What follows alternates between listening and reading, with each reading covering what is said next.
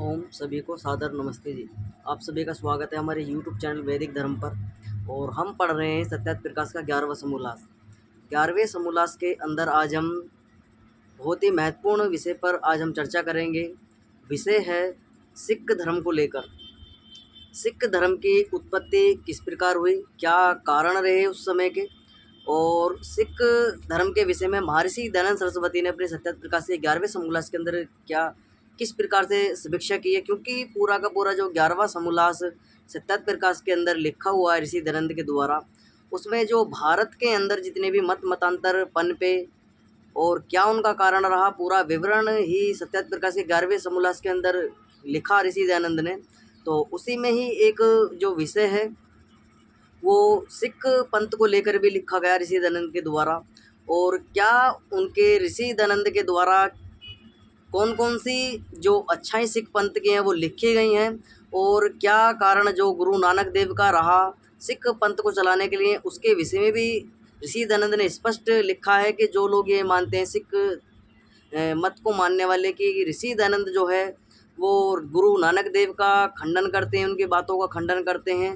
तो उस विषय पर भी हम चर्चा करेंगे, क्योंकि यह गलत धारणा बनी हुई है। ऋषि दयानंद ने जो है गुरु ग्रंथ साहिब का खंडन नहीं किया है, और ना ही जो है गुरु नानक देव के द्वारा जो ये मत चलाया गया था, जिस प्रकार की लोगों के बीच में धारणा बनी हुई है। तो ऋषि दयानंद का मत तो ये है, क्योंकि गुरु ग्रंथ साहिब जो लिखा गया है, और यह एक व्यक्ति के द्वारा नहीं लिखा गया, इसके लिखने वाले बहुत सारे लोग हुए हैं जिन्होंने गुरु नानक देव को फॉलो किया, और अपने अपने जो समाज सुधारक हुए अपने अपने क्षेत्र के, उन्होंने भी इसमें सहयोग उनका किया लिखने में।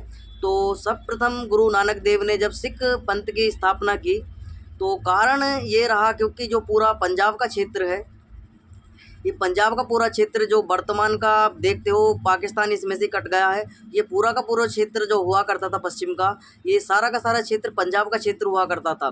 तो पंजाब का क्षेत्र जब हुआ करता तो इसमें जब देखा कि गुरु नानक देव ने कि बाहुल्य क्षेत्र जो मुसलमानों का हो चुका है, और लोग जो है लोगों का बहुत आयात में जो है धर्मांतरण हो रहा है, लोग किस प्रकार से अपने जो धर्म को त्याग रहे हैं, इस प्रकार से उनके मस्तिष्क में एक विचार चला गुरु नानक देव के। तो गुरु नानक देव ने जो है अपना जो मत एक वेद, उन्होंने वेदों के विषय में भी लिखा अपने गुरु ग्रंथ साहिब के अंदर, और उन्होंने एक ईश्वर का जो गुरु ग्रंथ वाणी गुरुद्वारों के अंदर बोली जाती है उसको विषय में भी लिखा कि सर्वप्रथम उन्होंने किस प्रकार से गुरु ग्रंथ साहिब के अंदर एक ओम नाम सत्कार का जो उन्होंने उसके अंदर लिखा अपने गुरु ग्रंथ साहिब के अंदर, और किस प्रकार से उन्होंने बताया कि ओम सत्यम कर्ता पुरुषो निर्भो निर्वैर अकाल मृत्यु अजैनी सैवम गुरु प्रसाद जप आदि सच जुगाची सच भी सच नानक हो सी भी सच।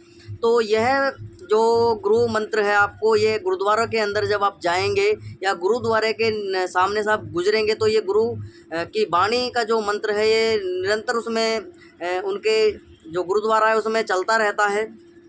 तो किस प्रकार से जो गुरु नानक देव जी हैं उन्होंने ओमकार यानी एक ईश्वर की उपासना का विधान उसके अंदर लिखा कि एक ही ओम है जिसका सत्य नाम है, ओम सत्य है जिसका नाम सत्य है, ओम ओमकार, यानी कि हिंदू जिसे ओम कहते हैं, ओमकार सिखों ने उसको, सिखों के जो गुरु हुए हैं गुरु नानक देव जी, उन्होंने ओमकार उसको कहा है एक नाम सत्कारा, एक ओम सत्य नाम करता पुरुषो निर्भु वैर अकाल मृत्यु अजैनी सैभ गुरु प्रसाद जब आदि सच जुगादी सच ए भी सच नानक होसी भी सच। तो इसके मंत्र का अर्थ जो इन्होंने गुरु का जो वाणी लिखी है, इसकी वाणी का जो अर्थ लिखा है वो इस प्रकार से है, जिसका सत्य नाम है वह कर्ता पुरुष। कर्ता कौन? जो पुरुष है, उस निराकार ईश्वर के विषय में बता रहे हैं कि उसका नाम ओम है, वो निराकार है, और आकाल मूर्त है, उसकी कोई भी मूर्ति नहीं बनाई जा सकती ईश्वर की। और आगे लिखते हैं गुरु नानक देव जी, जो किसी भी योनियों में जन्म नहीं लेता है, तो और लिख रहे हैं जो प्रकाश महान है, जो सृष्टि को प्रकाश देने वाला है, ऐसा प्रकाश पुंज परमपिता परमात्मा वो ओमकार ईश्वर है, उसी का जब गुरु की कृपा से करें, वह परमात्मा आदि से सच, जो जो सच है, सदा से है, सदा है, सदा रहेगा, जो सदा से ही सच है, उसके सिवा कुछ भी सच नहीं है। तो इस प्रकार से इन्होंने अपने मंत्र, जो गुरु ग्रंथ वाणी लिखी है उसके अंदर गुरु नानक देव ने लिखा, जुगों के आदि में सच, वर्तमान में सच और होगा भी सच। तो मंत्र में ये लिखते हैं अपने गुरु ग्रंथ वाणी के अंदर, जो जुगों से है, जो जुगों से यानी कि युग युगों से है, सच है, अनादि है, अनंत है, सर्वेश्वर स्वतंत्रयामी है, इस प्रकार से इन्होंने लिखा है। जो सच है, जो सच ही बोलता है, वो जिसकी वाणी भी सत्य है। तो इस प्रकार से उन्होंने अपने गुरु ग्रंथ साहिब के अंदर एक नाम ओम नाम सत्कार का इस प्रकार से उन्होंने वर्णन किया। तो ऋषि दयानंद ने उनके विषय में क्या लिखा है कि नानक जी का आशय तो अच्छा था। तो ऋषि दयानंद लिख रहे हैं कि उनका चलाने का जो मकसद था अपने इस मत को, वो अच्छा था। इन्होंने जो, क्योंकि इस मंत्र से तो यही निश्चय होता है कि ऋषि जो गुरु नानक देव हुए हैं, वो गुरु नानक देव बहुत ही अच्छे विद्वान हुए, और जो इन्होंने गुरु ग्रंथ साहिब के अंदर इस प्रकार की जो वाणी, वेदों की वाणी और ओम ईश्वर की वाणी को लिखा, और ओम को निराकार मानकर उसकी आराधना, उनकी उपासना करने के विषय में लिखा है। तो इस प्रकार से देखा जाए तो जो गुरु नानक देव का चलाने का मत था वो बहुत ही अच्छा था। तो अगर गुरु नानक देव इसी मत को चलाकर आगे नया मत जो है वो अपना सिख मत ना खड़ा करते तो बहुत अच्छा होता। तो ऋषि दयानंद स्पष्ट कर रहे हैं, क्योंकि सिख लोग जो हैं वो मूर्ति पूजा का जो है वो खंडन करते हैं, विरोध करते हैं। तो क्योंकि ऋषि दयानंद भी मूर्ति पूजा का खंडन और विरोध करते हैं, क्यों करते हैं? क्योंकि मूर्ति पूजा के कारण ही ये पूरा भारतवर्ष जो है ये गुलामी की कगार में रहा। कभी ये विश्वगुरु हुआ करता था, निराकार ईश्वर की उपासना जब भारत के भूमि के अंदर होती थी, तो किस प्रकार से ऋषि मुनि यहाँ पर राम, कृष्ण, शिव आदि महापुरुष, हनुमान जी जैसे महापुरुष हुए, और किस प्रकार से उन्होंने अपने अपने क्षेत्र में अच्छे अच्छे कार्य अपने समय काल के अंदर किए। तो ऋषि दयानंद बता रहे हैं कि जैसे गुरु नानक देव ने इस प्रकार की वाणी का अपना विधान किया कि एक नाम सत्य नाम ओमकार, एक ही नाम है, सत्य है, ओमकार उसका नाम है ईश्वर का, उसकी उपासना करनी चाहिए, अन्यथा किसी की उपासना नहीं करनी चाहिए। तो इस बात का तो समर्थन ऋषि दयानंद भी करते हैं, और बहुत अच्छा उनको बताया कि गुरु नानक देव ने ये वाक्य जो लिखा है, वाणी जो लिखी है, ये बहुत अच्छी बात है कि गुरु नानक देव ने लिखी। और गुरु नानक देव ने किस प्रकार से ईश्वर की जो है प्रशंसा की, और गुरु ग्रंथ साहिब के अंदर भी वेदों के जो मंत्र हैं उनका भी उन्होंने अच्छे प्रकार से जो लेखन उनका किया, और किस प्रकार से वेदों की प्रशंसा भी उन्होंने की। तो आगे लिखते हैं ऋषि दयानंद सरस्वती। तो ऋषि दयानंद सरस्वती आगे लिखते हैं कि यह बात अच्छी है कि गुरु ग्रंथ साहिब उन्होंने लिखा, और अपने अनुयायी जो उस समय पर पूरा पश्चिम का जो पंजाब का क्षेत्र है वो मुगल बहुल्य हो चुका था, मुसलमानों का अधीन हो चुका था। तो लोग अपने मतों को छोड़ छोड़कर इस प्रकार से हावी हो रहे थे। तो ये मत चलाने के लिए, क्योंकि जो गुरु नानक देव हुए हैं उन्होंने इस प्रकार से अपना सोचा कि अगर मैं इनको वेदों की शिक्षा दूं और वेदों की इस प्रकार की वाणी का इनको सत्य ज्ञान इनको प्रदान करूं, तो ये लोग जो है काफ़ी हद तक जो है मुसलमान बनने से बच सकते हैं। तो इन्होंने इस प्रकार का सहारा लिया। लेकिन यह जो आगे उनको वृतांत चला, तो ऋषि दयानंद लिखते हैं कि जो गुरु नानक देव हुए हैं उन्होंने वेद आदि शास्त्र जो है और संस्कृत भाषा जो है वो नहीं पढ़ी थी। तो स्पष्ट इसके कारण ही जो सिख लोग हैं वो उनका अपमान समझ बैठते हैं कि ऋषि दयानंद ये कह रहे हैं कि वो वेद पढ़े हुए नहीं थे और उन्होंने संस्कृत भाषा नहीं पढ़ी थी। तो ऋषि दयानंद के जो मंतव्य है वो जो है वो इस प्रकार का नहीं है अपमान करने का गुरु नानक देव का। तो इस बात को समझने का प्रयास करना पड़ेगा सिख धर्म को मानने वाले लोगों को, जो गुरु नानक देव के अनुयायी हैं। तो ऋषि दयानंद स्पष्ट कह रहे हैं कि ऋषि दयानंद का उद्देश्य किसी भी की भावनाओं को या किसी की जो गलत उनका जो उनका किसी प्रकार का विरोध करना नहीं है। जो उन्होंने ऋषि दयानंद ने पूरा जो सत्यत प्रकाश का ये 11वां समूलास लिखा, इसके अंदर जो भारत के अंदर जितने भी मत पंथ संप्रदाय पनपे, चाहे कबीरपंथी हों, जैन हों, बौद्ध हों, पौराणिक हों, उसके अंदर आप सिख वाले भी आ जाते हैं, तो सबकी समीक्षा ऋषि दयानंद ने की। तो किसी भी प्रकार का आपको इसमें वैर विरोध नहीं देखना चाहिए, क्योंकि ऋषि दयानंद ऐसे ऋषि हुए हैं जो वेदों के पूर्ण समर्थक हुए हैं, और वेदों का समर्थन उन्होंने किया, वेदों का प्रचार प्रसार किया। तो जब इन्होंने ये बात लिखी गुरु नानक देव के विषय में कि भाई वो संस्कृत विद्या को नहीं पढ़े थे और वेद आदि शास्त्र भी उन्होंने नहीं पढ़े थे, तो कुछ भी नहीं इस प्रकार से।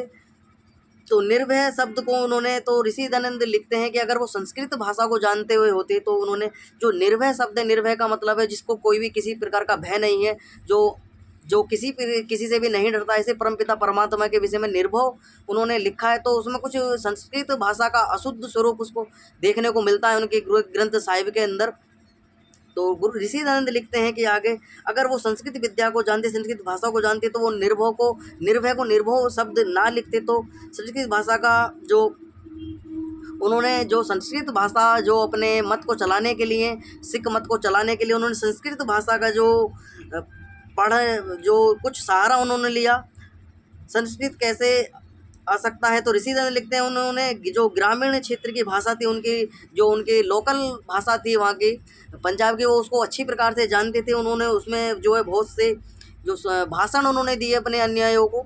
तो ऋषि दयानंद आगे लिखते हैं कि जिन्होंने संस्कृत कभी सुना नहीं, तो ऋषि दयानंद लिखते हैं कि जो ग्रामीण के सामने जो लोग संस्कृत भाषा को नहीं जानते थे उस क्षेत्र के अंदर, तो ऋषि दयानंद लिखते हैं कि गुरु ग्रंथ साहिब जो गुरु नानक देव हुए हैं, उन्होंने जो अपनी संस्कृत भाषा ना जानते हुए उन्होंने जो अपनी लोकल लैंग्वेज, अपने गुरु जो वहाँ की लैंग्वेज है पंजाबी भाषा, उसमें जो अपने उपदेश आदि दिए।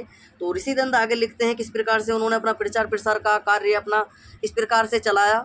तो उनका जो मकसद था वो मंत्र से तो देखने को मिलता है को पूरे वैदिक धर्म के, वैदिक मत के समर्थक उस मंत्र से लगते हैं। जो गुरु ग्रंथ वाणी उन्होंने लिखी अपने गुरु वाणी, तो वाक्य जो आगे हैं उनको लिखते हैं ऋषि दयानंद सरस्वती। तो किस प्रकार से उन्होंने बताया, तो ऋषि दयानंद बता रहे हैं कि उन्होंने वेदों के विषय में बहुत सी बातें अच्छी भी लिखी हैं, कहीं कहीं उन्होंने वेदों की निंदा भी की है गुरु नानक देव जी ने। तो ऋषि दयानंद बताते हैं किस प्रकार से उन्होंने अपनी एक प्रतिष्ठा की भावना भी उनकी थी कि भाई मेरी भी समाज के अंदर जो है ख्याति हो, मेरी भी प्रतिष्ठा हो, मुझे भी सम्मान मिलना चाहिए। तो इस प्रकार से उन्होंने जो संस्कृत भाषा का कुछ सहारा उन्होंने लिया और चाहते तो अगर वो अपने अनुयायियों को, तो ऋषि दयानंद बता रहे हैं कि अपने अन्यायों को चाहते तो अपनी लोकल भाषा में भी उनको जवाब दे सकते थे, उपदेश दे सकते थे, लेकिन उन्होंने संस्कृत भाषा का ना जानने के कारण भी संस्कृत भाषा का सहारा लिया। और किस प्रकार से उनकी इस भाषा के अंदर कुछ त्रुटि देखने को मिलती हैं, जिस कारण लोग ये समझ बैठते हैं सिख मत को मानने वाले कि भाई ऋषि दयानंद ने तो उनका खंडन किया है। ऋषि दयानंद खंडन नहीं कर रहे हैं कि वो बता रहे हैं कि भाई जो सत्यता है, ऋषि दयानंद ने किसी का भी जो सत्य है उसका मंडन किया है और जो असत्य है उसका खंडन सर्वदा किया है। किसी को भी इस बात से जो है आक्षेप नहीं लगाना चाहिए किसी भी प्रकार का। तो ऋषि दयानंद ने किसी भी प्रकार का किसी के साथ वैर विरोध नहीं रखा। तो जो उन्होंने अच्छाई उनको उनके जीवन में रही, जो उन्होंने अच्छा काम किया, लोगों को जो मुसलमान बनने जा रहे थे उनको रोका, अपने मत में लेकर आए, उनको वेदों का जो मत था वो जो उन्होंने बताया कि एक नाम ओमकारा, सतनाम ओमकार, इस प्रकार की भाषा उनको बताई कि भाई जो ईश्वर है वो निराकार है और उसकी कोई भी मूर्ति नहीं है। इस प्रकार का जो वाक्य उन्होंने अपने वाणी के अंदर दिया, गुरु वाणी जो उनको दी, तो उससे तो अच्छा लगता है कि भाई जो गुरु नानक देव थे वो बहुत अच्छा कार्य कर रहे थे, लेकिन वो भी एक चलता है किस प्रकार से वो एक पाखंड का रूप ले लेती है। किस प्रकार से जो लोग सिख लोग जो मानते हैं कि भाई हमने तो जो हम मूर्ति पूजा को नहीं मानते, तो ऋषि दयानंद कहते हैं कि भाई जो गुरु ग्रंथ साहिब आपने रखा है, जो गुरु की वाणी का आपने सहारा लिया है, आपके मंत्र जो आपके गुरु की वाणी गुरुद्वारे के अंदर बोली जाती है, उसके अंदर मंत्र बोला जाता है कि ओम सत्यम कर्ता पुरुषो निर्भय निर्विरोध अकाल मूरत अजेने सैवम गुरु प्रसाद जय आदि सच्चा जुगादि सच भी सच नानक होसी भी सच। तो ये वाणी जो बोली जाती है इसके अंदर तो परमपिता परमात्मा जो सत्य सनातन वैदिक धर्म जो हिंदू लोग मानने वाले हैं, वे भी उस परमपिता ओम ईश्वर निराकार की उपासना करते हैं और आप भी करते हैं। तो यहाँ से तो एक ही मत है दोनों का। तो इस मत का तो समर्थन ऋषि दयानंद गुरु नानक देव के करते हैं, लेकिन जब वो कुछ वेदों के विरुद्ध बात उन्होंने बोली, तो ऋषि दयानंद क्योंकि वेदों के बहुत अच्छे प्रेमी, वेदों का बहुत अच्छे समर्थन करने वाले हो, उन्होंने वेदों के विरोध करने वाले तो लोग पौराणिकों को भी नहीं बख्शा, जैनियों को नहीं बख्शा, बौद्धों को नहीं बख्शा, किसी का भी उन्होंने जो वेदों का विरोध करने वाला था, वेदों के ऊपर आक्षेप लगाने वाला था, तो उसका किसी भी प्रकार से उन्होंने समर्थन नहीं किया। तो इसी प्रकार से जब उन्होंने कुछ लगा के गुरु ग्रंथ साहिब के अंदर नानक देव जी के द्वारा इस प्रकार का जो कुछ लिख दिया गया है या उनके अनुयायियों के द्वारा कुछ मिलावट कर दी गई है, तो ऋषि दयानंद को लगा कि भाई वेदों के विषय में ये प्रकार से निंदा सिख मत वालों के द्वारा की गई, ये ठीक नहीं है कि जब हम इनका समर्थन कर रहे हैं कि भाई गुरु नानक देव ने अच्छा कार्य किया है कि वो अपने ईश्वर का उपासना, निराकार ईश्वर की उपासना करने के लिए लोगों को प्रेरित कर रहे हैं, तो किस प्रकार से, लेकिन वो कहीं कहीं जो संस्कृत का सहारा भी लेते हैं अशुद्ध रूप में, और कहीं कहीं जो है जो वेदों के मंत्रों का भी सहारा लेते हैं, तो इस प्रकार से तो अच्छा लगता है, लेकिन जब कहीं कहीं वो वेदों की निंदा करते हैं, संस्कृत का अशुद्ध भाषा को बोलते हैं, तो उससे कहीं कहीं वो मेल नहीं खाता, उससे जो है लोगों के बीच में एक गलत धारणा चली जाती है कि भाई वेद तो इस प्रकार के हैं, वेदों के अंदर तो निंदा है और वेद गलत हैं। तो इस प्रकार से ऋषि दयानंद समझाने का प्रयास कर रहे हैं कि सिख मत वाले जो लोग हैं, जो सिख मत को मानने वाले, कि भाई आप इस प्रकार का वेर विरोध जो लिखा हुआ है उसका सर्वथा त्याग करना चाहिए, जो सत्य है उसको धारण करना चाहिए। तो इसी प्रकार से उन्होंने काफ़ी शास्त्रार्थ उनके हुए थे, पौराणिक लोगों के साथ भी हुए, जैनियों के, बौद्धों के, ईसाइयों के, मुसलमानों के साथ में सबके उनके शास्त्रार्थ हुए थे, लेकिन किसी भी प्रकार का इस प्रकार का जो आक्षेप है वो सभी लगाते हैं, ऋषि दयानंद पर भी सभी का खंडन करते हैं। तो ऋषि दयानंद ने तो स्पष्ट अपनी जो सत्य प्रकाश के अंदर लिखा है वो सत्य है, वो सत्य उनको लिखना पड़ा, क्योंकि जो गलत धारणा समाज के अंदर चल रही थी, भारत के अंदर जो मतपंथ संप्रदाय पनप रहे थे, उनकी जो गलत उनके अंदर आचरण था, किस प्रकार से लोगों को मूर्ख बनाने का कार्य कर रहे थे, लोगों को बहका रहे थे, ईश्वर के प्रति उनको ना जागरूक करने के बजाय अपने अपने मतों में खींचने का कार्य कर रहे थे। तो ऋषि दयानंद ने तो वेदों के प्रचार प्रसार का कार्य किया, उनके समर्थन वेदों का किया, और किस प्रकार से लोगों को वेदों के प्रेमी बनाया, उनको वेदों की ओर लौटने का जो है एक नारा दिया, वेदों की ओर लौटो। तो ऋषि दयानंद की मानसिकता बहुत अच्छी थी, क्योंकि हमारा जो भारत भूमि रही है ये वेदों की भूमि रही है। यहाँ सबसे पहले लोग, आर्य लोग वेदों को पढ़ते थे, वेदों का विद्वान हुआ करते थे, ऋषि महर्षि जितने भी हुए में। लेकिन अब माना जाए सिख मत, तो सिख मत तो 500-600 वर्ष नवीन मत है, अभी बना है। उससे पुराना माना जाए तो इससे पुराने तो मुसलमान भी हैं, वो 1500-1600 साल पहले बने। उसके बाद आए जो ईसाई लोग हैं वो बने 2500-2600 साल पहले का उनका कार्यकाल देखा जाता है, उनका समय काल है, निर्माण काल जब उनका। और उससे पीछे चले तो जैन और बौद्ध आते हैं लगभग 3000-5000 वर्ष तक का। तो सबसे पुराना देखा जाए तो पौराणिक, और पौराणिकों से भी पुराना देखा जाए तो सत्य सनातन वैदिक धर्म है हमारा। और जितने भी तुम्हारे जैन हो, बौद्ध हो, ईसाई हो, सिख हो और मुसलमान हो, जितने भी हैं सारे के सारे मत पंथ संप्रदाय फिरका हैं, तो ये धर्म नहीं है। जो लोग अपने आप को धर्म कहते हैं, चाहे लोग ये सोचेंगे भाई ये तो जो हमको धर्म नहीं मानते, धर्म एक होता है, धर्म सार्वभौमिक होता है। धर्म वो है जो सभी के लिए एक समान ईश्वर का दिया हुआ ज्ञान है, वो सभी प्रकार से सभी मनुष्यों पे एक बराबर लागू होता हो, और सबको एक बराबर उसको फॉलो करते हो, एक बराबर सब लोग उसका अनुसरण करते हो।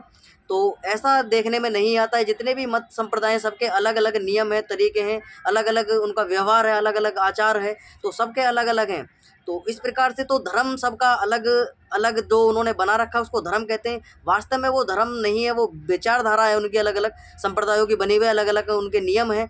वास्तव में धर्म तो वो है जो सार्वभौमिक है और सब प्रकार से एक लागू होता है। जैसे ईश्वर का बनाया हुआ है धर्म का, ईश्वर ने जल बनाया, सभी के लिए बनाया है, वो हिंदू के लिए अलग नहीं बनाया, मुसलमान के लिए अलग नहीं बनाया, जैन के लिए अलग नहीं बनाया, बौद्ध के लिए अलग नहीं बनाया। तो ईश्वर ने जल का निर्माण किया, जल बनाया, वो सभी पशु पक्षियों के लिए हो, जीव जंतुओं के लिए हो, मनुष्यों के लिए हो, सभी के लिए एक समान बनाया। अग्नि ईश्वर ने बनाई, तो अग्नि किस प्रकार से सभी को जो भोजन आदि बनाते हैं, सभी मनुष्य उस पर, सभी मत मतांतर के लोग सभी अपना भोजन आदि बनाते हैं और अपने भोजन को बनाकर अपना ग्रहण करते हैं। तो इसी प्रकार वायु सभी के लिए ईश्वर ने बनाई। तो ईश्वर के बनाया हुआ धर्म सार्वभौमिक के सभी पर सभी प्रकार से लागू होता है। ईश्वर किसी को ये नहीं करता, ईश्वर किसी के साथ भेदभाव नहीं करता, ईश्वर किसी को कम ज़्यादा इस प्रकार से नहीं देखता है। ईश्वर जैसे जिस भी मनुष्य के कर्म है उसी बिहाफ पर उसको कर्म फल के आधार पर उसको अच्छे प्रकार से उसको फल देता है, और अनेकों प्रकार की योनियों में भी उसको जन्म दिया जाता है।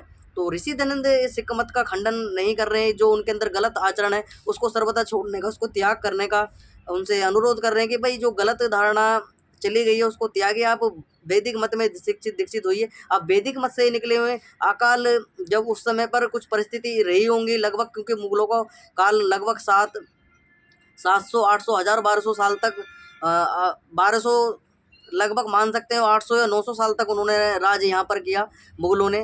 तो जब लगभग 16 17 15वीं 16वीं 17वीं शताब्दी का समय, उस समय आप लगा सकते हो। तो लगभग इतना समय के पश्चात जब ये नया मत पनपा, क्योंकि जब पंजाब में इस पे जो मत सिख मत था, तो देखा जाता था कि लोग काफ़ी हद तक मुसलमानों का राज्य वहाँ हो चुका था। तो ऋषि जो गुरु नानक देव जी हुए, उन्होंने अपने इस संप्रदाय को बचाने के लिए, अपने मत को बचाने के लिए, लोगों को जो मुगल ना बने, नास्तिक ना बने, तो उनसे बचाने के लिए अपना मत का जो प्रचार प्रसार उन्होंने किया।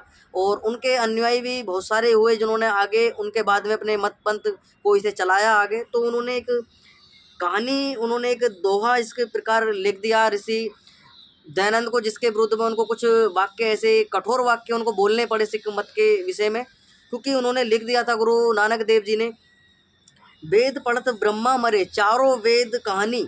तो आगे पूरा श्लोक में सुना देता हूँ। वेद पढ़त ब्रह्मा मरे चारों वेद कहानी, संत की महिमा वेद न जानी, ब्रह्म ज्ञानी आप परमेश्वर। तो इसका मंत्र है, वेद पढ़कर तो ब्रह्मा मर गए, उनको कुछ नहीं मिला। आगे लिखते हैं वेद कहानी मात्र हैं। तो गुरु नानक देव लिखते हैं कि वेद भाई कहानी है, इसके अंदर और कुछ नहीं है, कहानी मात्र है सिर्फ। और आगे लिखते हैं संत की महिमा वेद न जानी। तो ये लिखते हैं गुरु नानक देव कि भाई संत की महिमा वेद भी नहीं जान सकते, संत इतने पहुँचे हुए होते हैं, संत को वेद तक भी नहीं जान सकते। आगे लिखते हैं ब्रह्म ज्ञानी आप परमेश्वर, जो ब्रह्म को जानता है, ज्ञानी है, जो ब्रह्म ज्ञानी है, आप परमेश्वर, वो स्वयं परमेश्वर है, वो खुद ही परमेश्वर है। जो ब्रह्म को जान लेता है वो परमेश्वर हो जाता है। इस प्रकार का जब इन्होंने अपना तर्क दिया, इन्होंने गुरु नानक देव ने, तो ऋषि दयानंद को इनके अपने वेदों के समर्थन में कहानी, इनको अपना उद्देश्य, इनको अपना जो वाणी थी, कठोर भाषा उनको बोलनी पड़ी। क्यों? जो गुरु नानक देव थे, उन्होंने वेद आदि सत्य शास्त्रों को नहीं पढ़ा था, संस्कृत भाषा को नहीं जानते थे। इस प्रकार से अगर वो संस्कृत भाषा को जानते, वेद आदि सत्य शास्त्रों को पढ़ते, तो वो ये नहीं कहते कि वेद जो है, वेद पढ़कर ब्रह्मा जो है वो मर गया, और जो वेद हैं उनके अंदर कहानी लिखी हुई है, किसी प्रकार का वैज्ञानिक इतिहास उनके अंदर नहीं लिखा हुआ। अगर वेद आदि सत्य शास्त्रों को, उपनिषदों को, दर्शनों को, ब्राह्मण ग्रंथों को अगर वो पढ़ते, संस्कृत भाषा को पढ़ते, तो इस प्रकार का आक्षेप जो है वेदों के ऊपर नहीं लगाते। तो इसलिए कठोर भाषा ऋषि दयानंद को बोलनी पड़ी। और इसी कारण जो है सिख मत को मानने वाले लोग हैं वो क्रोधित हो जाते हैं कि भाई ऋषि दयानंद जो खंडन करते हैं सिख मत का, उन्होंने खंडन किसी व्याप पे किया, क्योंकि गुरु नानक देव जी ने स्वयं गलती पहले प्रथम कर दी थी, और उसकी गलती का पर्दा डालने का कार्य वो कर रहे हैं कि भाई गुरु नानक देव जी ने कहा कि भाई जो वेद हैं वो एक कहानी मात्र हैं, और वेद जो हैं ब्रह्मा आदि ऋषि भी मर गए, पढ़कर मर गए, उनको कुछ नहीं मिला। और आगे लिखते हैं कि जो ब्रह्म ज्ञानी है, जो ब्रह्म ज्ञानी है और वो स्वयं परमेश्वर है। तो इस प्रकार का आक्षेप वेदों के मामले में सही नहीं बैठता। तो ऋषि दयानंद ने सभी का जो मत है, जितने भी मतांतर फैले हुए हैं भारत के अंदर, उनका सभी की समीक्षा ऋषि दयानंद ने 11वें समोल्लास के अंदर की है। आगे हम पढ़ेंगे, कल की कक्षा में भी पढ़ेंगे हम कि किस प्रकार से कबीर पंथ के विषय में पढ़ेंगे, कि कबीर पंथी जो अपने आप को अच्छा मानते हैं, कि कबीर को भगवान घोषित करते हैं वो, तो उसके विषय में भी पढ़ेंगे।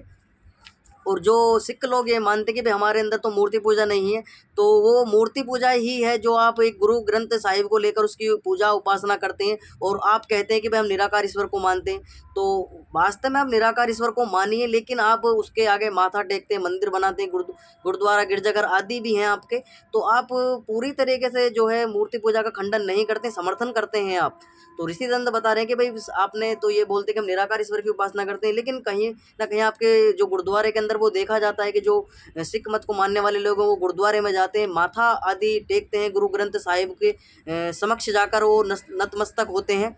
तो क्योंकि आप ईश्वर का सहारा भी लेते हैं। हम जो वैदिक धर्म को मत को मानने वाले लोग हैं वो वेदों को जो है प्रायोरिटी देते हैं, वेदों का समर्थन करते हैं। वेदों को इस प्रकार से हम जो है उनको सराहनीय मानते हैं, क्योंकि वेद जो आदि मूल परमपिता परमात्मा ईश्वर की वाणी है, तो उसका हम समर्थन करते हैं।